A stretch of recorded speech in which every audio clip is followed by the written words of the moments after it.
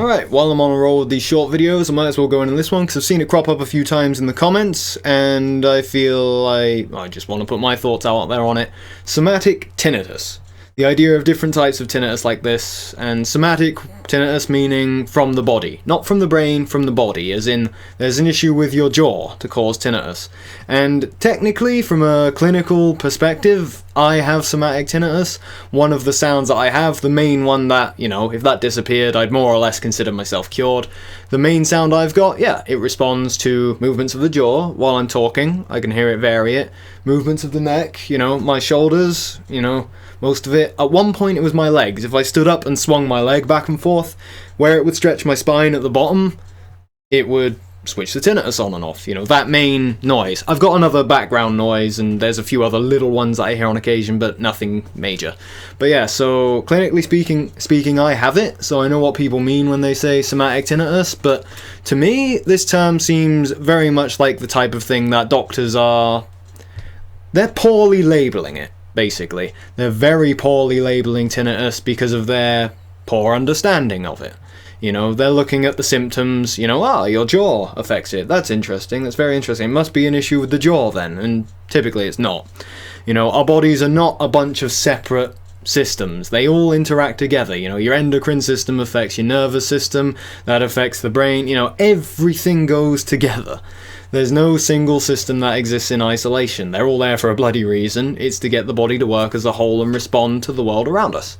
To keep us alive, So yeah, anyway, on about somatic tinnitus. As far as I'm concerned, there is no such thing as somatic tinnitus, meaning it's caused purely by issues in the body and not from the brain. I know one person in the comments recently that has experienced some improvements by shifting, dealing with their postural issues, and so they've experienced quite a significant improvement in their tinnitus from that, and yeah, I don't doubt it. That fits completely with my view on tinnitus. It doesn't go against it at all. If you address the postural issues, that'll be less strain on your nervous system because your muscles are less contracted, holding you in a place that's stressful. And yeah, the nervous system activity comes down, you're less in the sympathetic state, the ringing will come down. No questions. So I do think there's merit, in spite of what I'm saying about, somatic tinnitus is bollocks, In spite of that, I do believe there's a lot of merit to addressing any physical issues in the body. Because typically, I always go on about emotional and mental ones, because in our modern environment, everyone's got a lot of stress in that way going on. We never get a break. I've mentioned it in another video about parasympathetic nervous system activity and that sort of thing. Emotional stuff is very important because it's what causes our system to stay on.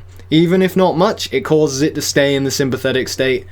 And yeah, it means that we never heal from the big stresses in our lives. We're always adapting, staying in that state, and that's where tinnitus comes from. Which is why I stress meditation, that sort of thing, anything that can relax you for a significant period of time, and the more you do it throughout the day, the better off you'll be with the tinnitus, the more it will improve.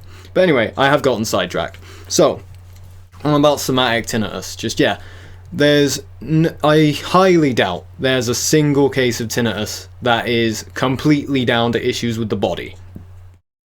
Like I already said, there are always lots of factors going on, big, small, subtle, obvious, whatever.